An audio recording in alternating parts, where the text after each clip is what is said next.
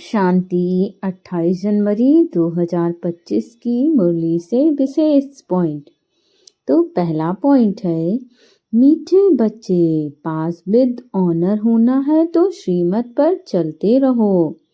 कुसंग और माया के तूफानों से अपनी संभाल करो।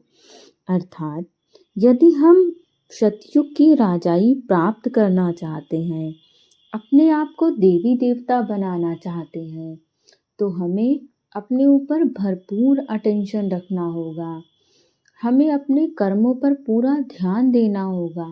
कहीं हम ऐसा कर्म तो नहीं करते हैं जो श्रीमत के विपरीत है, और इस बात पर भी विशेष ध्यान देना होगा कि हमें ऐसे कर्म करने हैं जैसे देवी देवताओं सम।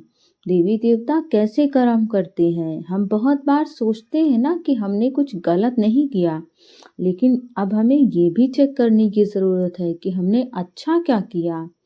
अगर हमने गलत नहीं किया तो वो सामान्य कर्म है, लेकिन यदि हमने अच्छा किया तो वो सतयुग की राजाई प्राप्त करने वाले कर्म हैं। तो हमें इस बात पर बहुत अटेंशन रखना है। कुसंग और माया के तूफानों से अपनी संभाल करनी है।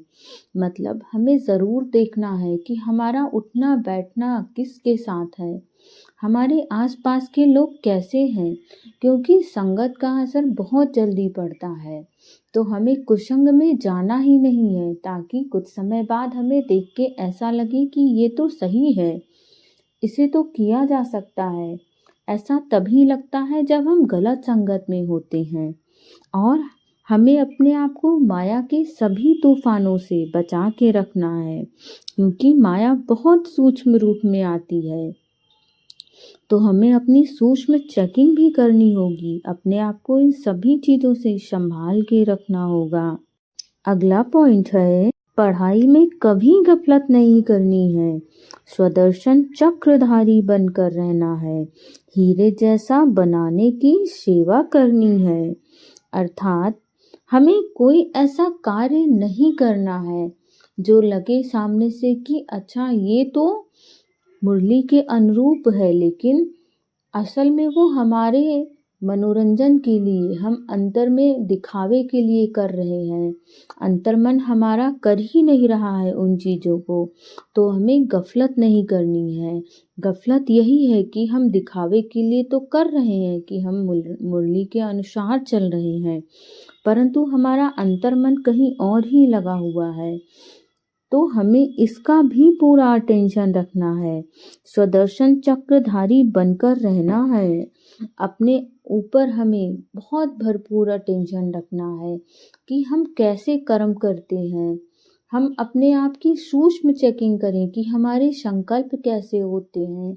यदि हमारे संकल्प अच्छे हैं तो अच्छी बात है, और अगर नहीं अच्छे हैं तो हमें उन्हें ज़रूरत है ठीक करने की, कि हम क्या सोच रहे हैं, क्योंकि हम जैसा सोचते हैं वैसा बनते जाते हैं। इसीलिए बहुत ज़रूरी है अपने संकल्पों की सूक्ष्म चेकिंग करना और हीरे जैसा बनाने की सेवा करनी है।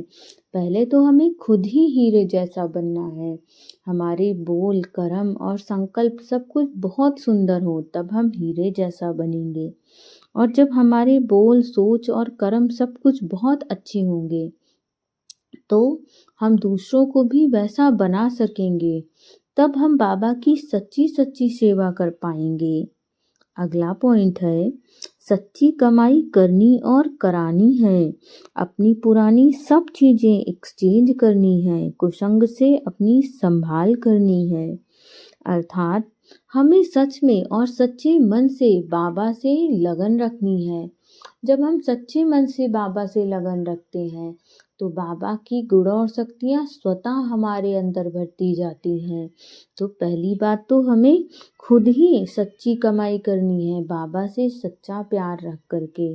और फिर जब हम उस लायक बन जाते हैं कि लोग हमें देखकर समझे कि हाँ ये वाकई देवी देवता के अनुरूप हैं, तो वैसा वो भी करने लगेंगे। लेकिन उससे पहले हमें खुद को चेक करना पड़ेगा, और हमें अपनी पुरानी सभी चीज़ें एक्सचेंज करनी है। माना जो अभी हमारे अंदर दोष थे, कमियां थी, किसी को देख करके ईर्ष्या, द्वेष, गुस्सा, इन सभी चीज़ों को हमें एक्सचेंज करना है।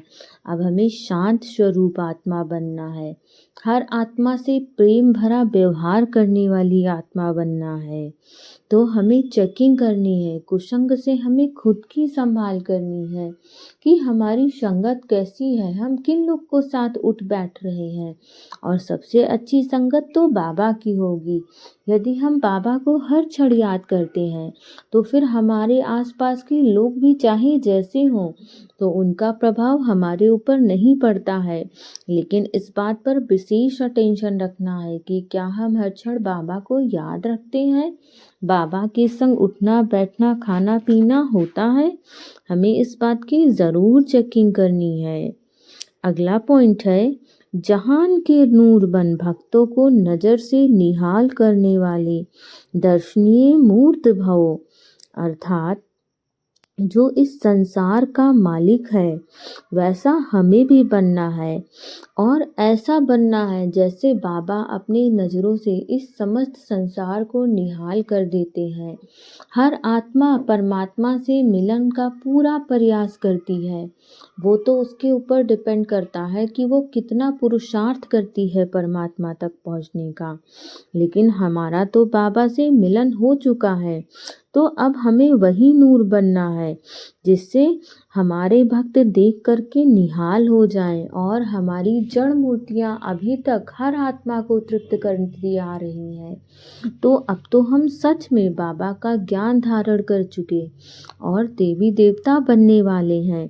तो हमें अपने आप को इतना ही शक्तिशाली बनाना है जिससे हर आत्मा एक झलक पाकर के भी निहाल हो जाए। अगला पॉइंट है, निर्मल स्वभाव निर्माणता की निशानी है, निर्बल बनो तो सफलता मिलेगी। अर्थात यदि हमारा मन शांत है, हम सबके साथ सरल होते हैं और हर आत्मा के साथ सरलता पूर्ण व्यवहार करते हैं, चाहे सामने वाली आत्मा कैसी भी हो। तो बाबा उन बच्चों को रिकॉग्नाइज करता है जो सबके साथ सरल व्यवहार रखते हैं, निर्मल रखते हैं, माना किसी के साथ दुर्भावना नहीं रखते हैं, सामने कुछ और अंदर कुछ और। जब हम एक समान होते हैं, सबके साथ सच्चे होते हैं, तो परमात्मा हमें हर क्षेत्र में मदद करता है, हमें हर क्षेत्र में सफलता दिलाता है।